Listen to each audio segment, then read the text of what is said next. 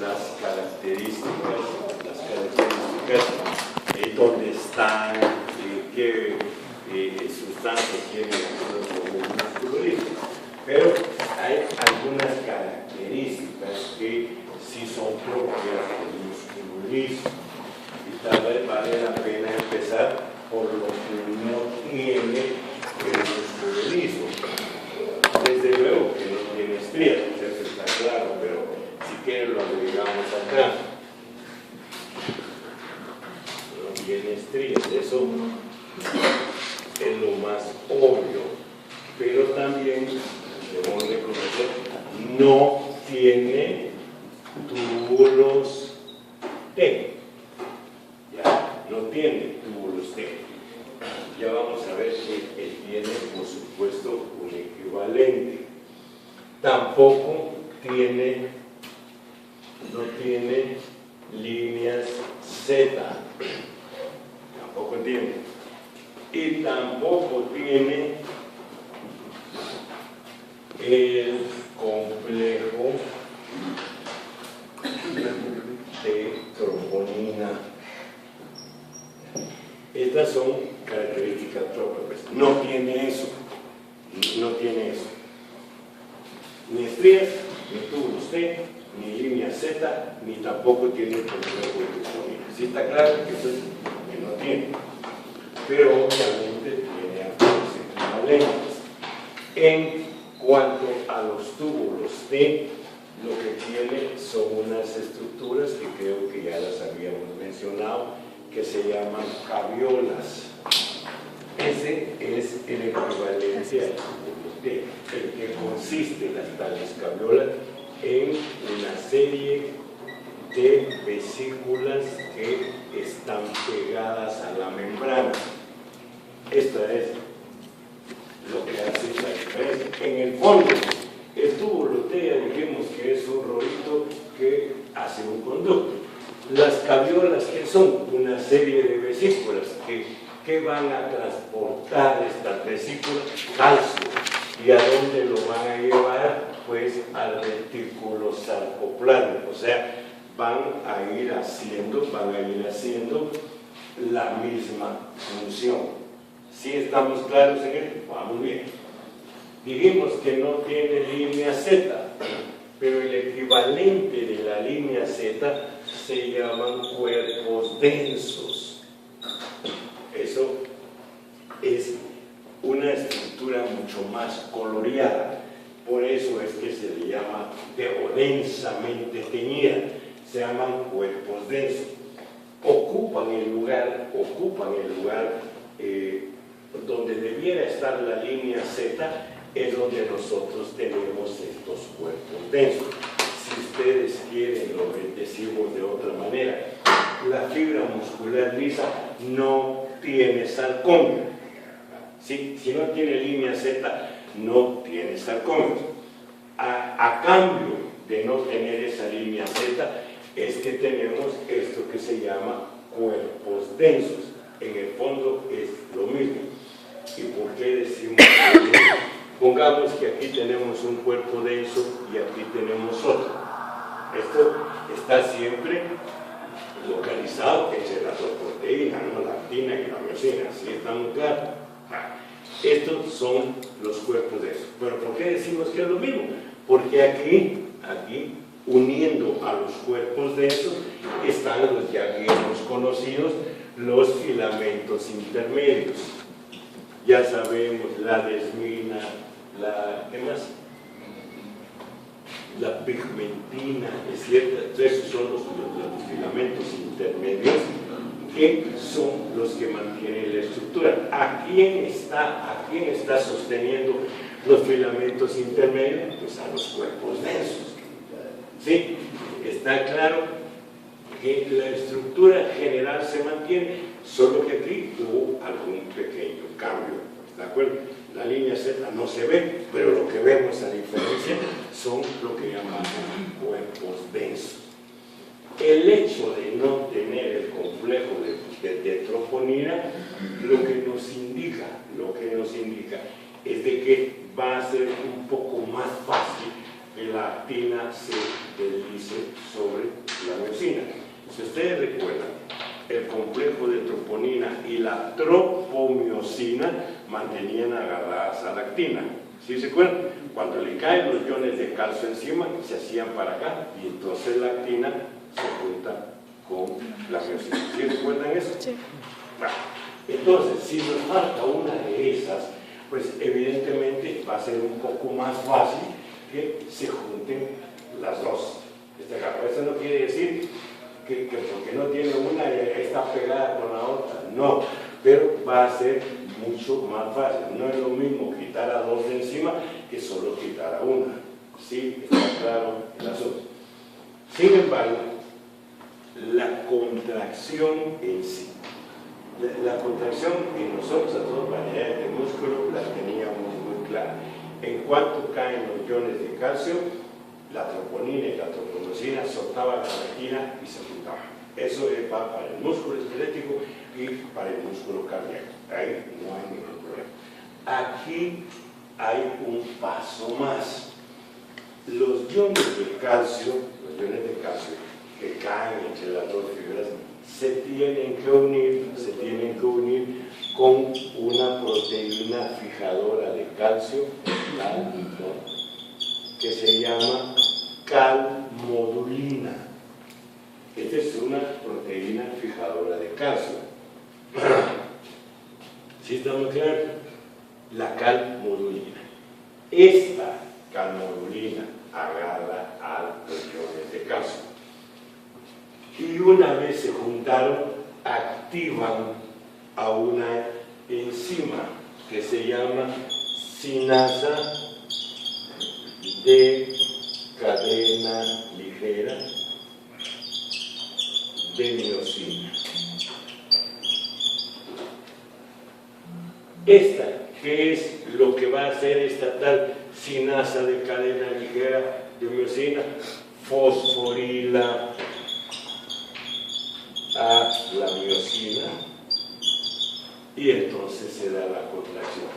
Te voy a repetir los pasos para que se quede bien. Los iones de calcio que van a caer sobre las dos fibras contráctiles. Primero, tienen que ser captadas por la calmodulina, que es una proteína fijadora de calcio. ¿Hasta ahí vamos bien?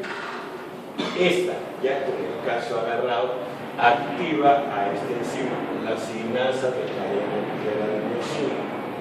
¿Vamos bien?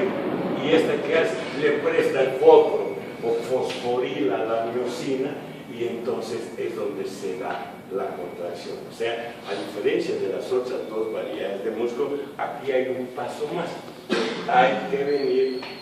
Hay que juntar con una proteína fijadora de calcio para que vaya encontrando, formando o activando una enzima que finalmente lo que va a hacer es prestar el fósforo.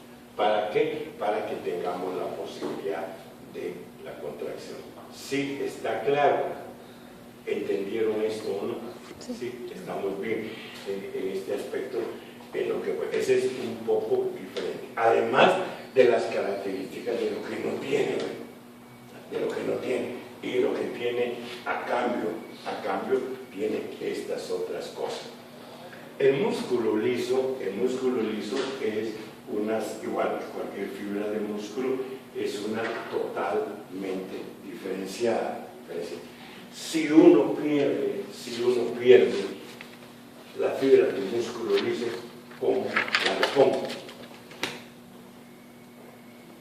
En el músculo esquelético estábamos claros que eran las células satélite. ¿Sí? ¿Recuerdan? Esas son las que se iban a diferenciar para que formáramos una nueva fibra muscular esquelética. ¿Sí? En el músculo cardíaco dijimos que ahí no hay posibilidad de reposición, sino que siempre se reponía por tejido conectivo o colágeno que formaba una cicatriz. ¿Estamos claros en eso? Ahora, aquí en el músculo liso, si pierdo el músculo liso, las fibras del músculo liso, ¿qué me pasa? Me quedo sin ellas, o tendré alguna posibilidad de reponerla. ¿Qué dicen ustedes? Esto ya lo saben, por eso se los pregunto. No soy qué soy, sino que, más o menos, ¿sabe la respuesta o no? ¿Qué dice usted? Le doy vuelta a la pregunta. ¿En qué se diferencian los pericitos? O las células perivasculares, se van a ver más hace como un mes, pues, y pienso que todavía está en su memoria. ¿Sí recuerdan los pericitos o ya ni eso se recuerda? Son unas células que están alrededor de los vasos sanguíneos, especialmente capilares y vénulas, ¿sí? Están alrededor, por afuera. Son células indiferenciadas porque ya cuando uno es adulto no tiene mesénquima, ¿sí? ¿Y en qué se puede diferenciar? En fibroblastos o en músculo liso. Ahí. En eso ya lo saben, pero va que no leen nada, pero ya lo saben. Esa es la manera en que nosotros vamos a reponer el músculo liso que perdemos. O sea, aquí es mucho más fácil, mucho más, ver pericitos ahí por todos lados en los capilares. Y entonces donde falta una se diferencian, ya llenaron esto. ¿Sí? Estamos claros. Bien. Eso es cómo se repara a través de pericitos. ¿Sí? No aquí. Tenemos otra posibilidad. Dijimos que ocasionalmente, es decir, normalmente la fibra muscular lisa se puede hiperplasear. Dijimos que puede haber un aumento en la cantidad de fibras de músculo liso. Ocasionalmente también se puede hipertrofiar y pusimos como ejemplo el uterográvio. ¿Recordamos eso? Sí, estamos bien. Okay. Pero también tenemos otra posibilidad de hacer proliferar las fibras de músculo liso. En algunas ocasiones, esa proliferación solo trae complicaciones. Por ejemplo, si prolifera demasiado las fibras del músculo liso en las paredes arteriales, es una de las causas de ateroesclerosis. Eso es solo para que lo tengamos ya. Pero aquí viene la pregunta. Conozco, yo sí, pero ustedes conocerán alguna sustancia que haga proliferar a las fibras de músculo liso. O es una fantasía mía de viernes y no existe eso. O sí. Anímense, hombre, que es lo peor que les puedo decir, que no, así no los voy a estrangular ni nada por el estilo. Aunque ganas no me falta, pero bueno, está claro. Sí, sí existe esa posibilidad en el cuerpo. Esta respuesta también ya la saben, pero se los voy a volver a poner. Tampoco se van a recordar que producen los cuerpos densos de las plaquetas. No está perfecto. Los gránulos alfa de las plaquetas. ¿Qué producen? ¿Se los recuerdo? No se los recuerda. Fibrinógeno. ¿Estamos de acuerdo? Sí. Factor plaquetario 4, que dice que tiene acción antiheparínica. Y luego tenemos el factor 5 de la coagulación, que la llamamos proacelerina. Hasta ahí vamos bien. ¿Me falta uno ahí o no? ¿O solo son 3?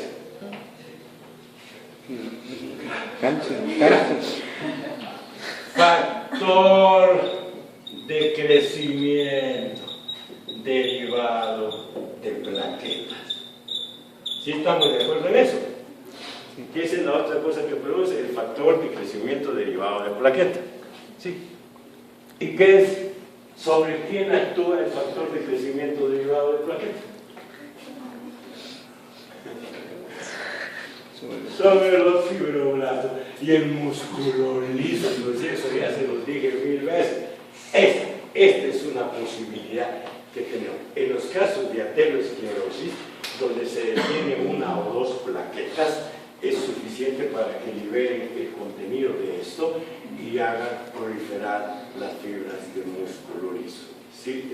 Estamos claros. O sea, hay sustancias que podríamos en algún momento utilizar utilizar para que proliferen esas fibras de los fluidos, como una medida de reparación a través de los pericitos. ¿Sí? ¿Está claro el asunto? ¿Me entendieron o no? Sí, estamos acá. Con esto terminamos músculo. La semana entrante, pues el lunes tenemos exámenes y creo que el miércoles tampoco hay clase porque se gradúan, no sé, pero si no, empezamos a ver sistema nervioso. Si en este momento tienen alguna pregunta sobre lo que los voy a evaluar en el examen del lunes, pues aquí estoy para que pregunten lo que quieran. Si no tienen pregunta porque no han leído nada, pues hasta aquí llegamos. ¿Quieren preguntar? Solo es linfático, cartílago y hueso, ¿verdad? ¿Cómo? Linfático, cartílago.